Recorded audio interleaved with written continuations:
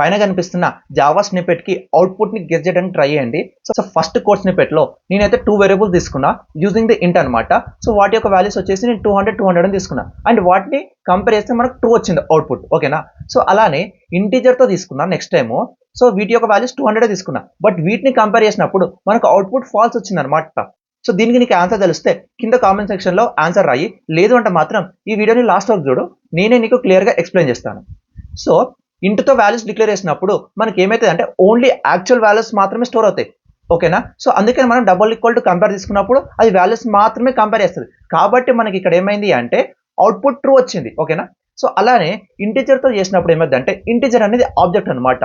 So ఎప్పుడైతే మనం double equal to compare తీసుకున్నాం అనుకోండి, సో అప్పుడు ఏం చేస్తుంది అంటే ఇది వాల్యూస్ ని కంపేర్ చేయదు, వాటి యొక్క మెమరీ అడ్రస్ ని కంపేర్ చేస్తుంది అనమాట. ఓకేనా? సో ఇప్పుడు A and B memory address ఇవన్నమాట. సో ఇక్కడ ఇది ఏం చేస్తుంది అంటే ఈ మెమరీ అడ్రస్ ని కంపేర్ చేస్తుంది, బట్ 200 ని కంపేర్ చేయట్లేదు, అంటే యాక్చువల్ వాల్యూని కంపేర్ చేయట్లేదు అనమాట. ఓన్లీ మెమరీ అడ్రస్ మాత్రమే కంపేర్ చేస్తుంది. అందుకనే ఇక్కడ అవుట్పుట్ ఫాల్స్ వచ్చింది అనమాట.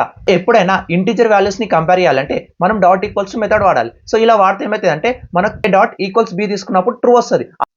సో డాట్ ఈక్వల్స్ టు కాకుండా నువ్వు ఒకవేళ డబల్ ఈక్వల్ టు వాడావనుకో నీకు అక్కడ అవుట్పుట్ ఫాల్స్ వస్తుంది, సేమ్ వాల్యూ ఉన్నా కానీ. సో అందుకనే డాట్ ఈక్వల్స్ టు మెథడ్ అనేది వాడాలన్నమాట.